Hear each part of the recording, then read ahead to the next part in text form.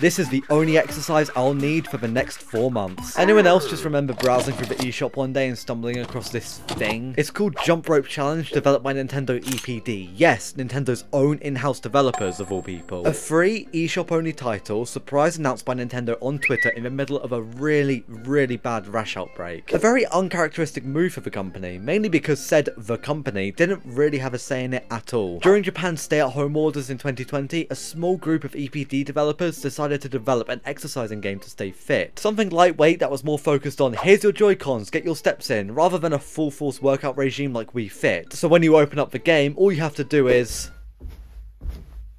This is about the part where I'd comment something like, the art style is very flat, or the game fails to capture my attention due to its simplistic nature. But this is a skipping rope game, like let's judge it on its ability to measure me skipping rope.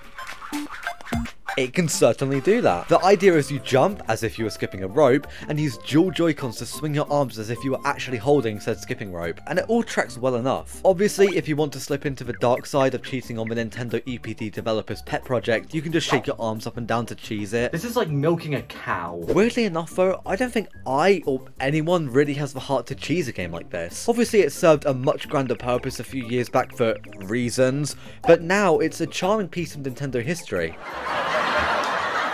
No, I'm being serious. A game made by a small group of devs with the sole purpose of keeping fit winds up on the eShop as a limited release game, only to have this limited release plan retroactively undone and a free update developed that adds a whole heap of Nintendo inspired outfits. I can exercise as Isabelle. Wow, now I'm never missing a day. And despite the game being so, well, simple, it even supports 2 players. You and a friend take a Joy-Con each and contribute to a shared points tally by pretending to skip rope. Or alternatively, you can press the plus or the minus buttons on both of your Joy-Cons to start milking 2 cows. But I personally don't think this is much fun, especially when you consider how good it is to do some legitimate exercise through a video game. And I'm not trying to paint myself as one of those people who need a whole room set up, a glorified iPad worth 10 grand attached to their smart indoor exercise bike that connects them to virtual bikers across the globe, all just to move my body a little bit. But gamifying things is a good motivator in general, so if you combine exercising and gaming and throw away the worst acronym ever conceived, we're left with a nice selection of video games to help me do just that. Here's a little secret too.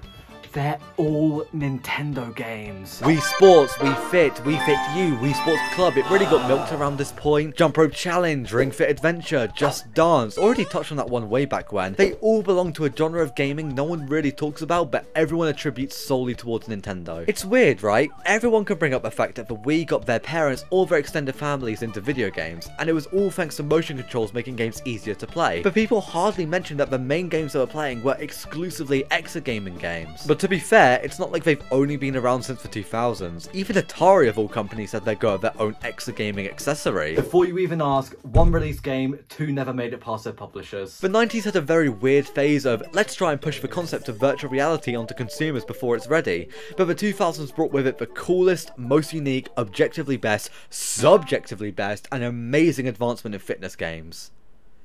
DDR.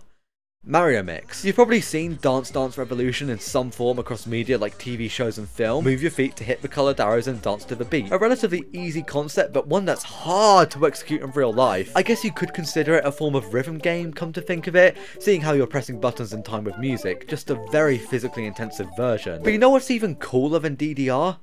Mario. Just add Mario to it. Look at this box art, it already looks 10 times cooler. And from there we arrive at our final destination. Nintendo's full commitment, dominance, continued dominance, and victory lap of the Exergaming scene. The aforementioned Wii Sports and Wii Fit titles, just creating the balance board altogether. I mean, Pikmin Bloom! How could anyone forget about Pikmin Bloom? I forgot about Pikmin Bloom. But to be fair, only because my phone does this every single time I try to open the game, without fail. And before you even say anything, yes, this happens with Pokemon Go too. I tried everything. This is all you're getting for mobile Exergaming discussion. But on that lovely note, how about some Wii Fit? Where the hell is my balance board? Okay, some Wii Sports Resort. Is the Motion Plus accessory in the room with us? Ring Fit Adventure. I'm not made of money. If you can't get my point across by now, a lot of these games, in fact the bulk majority of these games, require some kind of accessory to track your movement. And that can bulk up the price of these games.